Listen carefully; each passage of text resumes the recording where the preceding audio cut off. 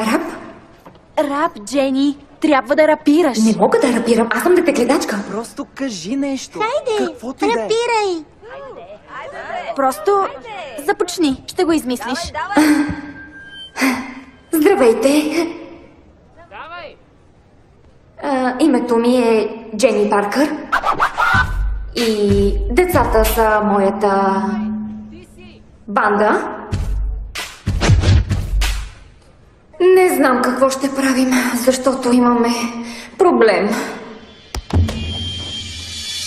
Ами, всичко започна, когато телефоните ни се смениха.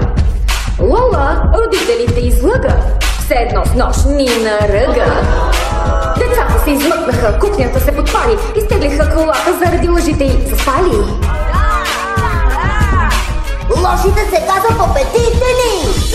За малко да умрем. Аз се татуирах. Няма да се разберем.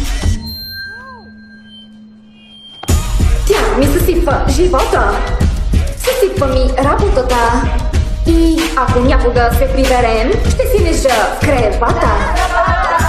Но независимо от това, аз няма да избягам. Ще се грижа за децата, детегледачка съм. Не е глупачка. Чухте я! Детегледачка.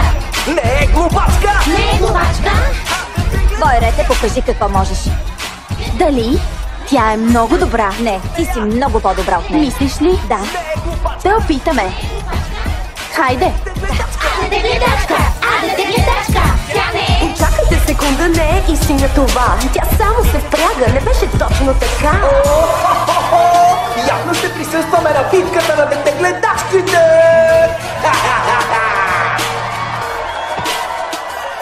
Да започнем от начало, хайде слушайте сега. Детето, щом избяга, не виждах и следа. Да, така си е. Добре, признавам си, не съм по правилата. Не съм добра в училище, не се справям с децата. Не исках така да стане с колата и да бъдем тук зад решетките и вратата. Така е, излъгах, но всички сме тук и децата се кефят пред Джена на фук. Мисля си, че знаеш каква съм аз, но аз не съм само госпожичка за вас. Да си артистка искаш ти, това не е чудно. Ела в големия град и ще ти стане трудно. Готина си, Джени, но аз съм готина също. Всъщност, да съм с децата и на мен ми е присъщо. Ха! Тя не е. Как я затапи! Тя не е. Тя не е.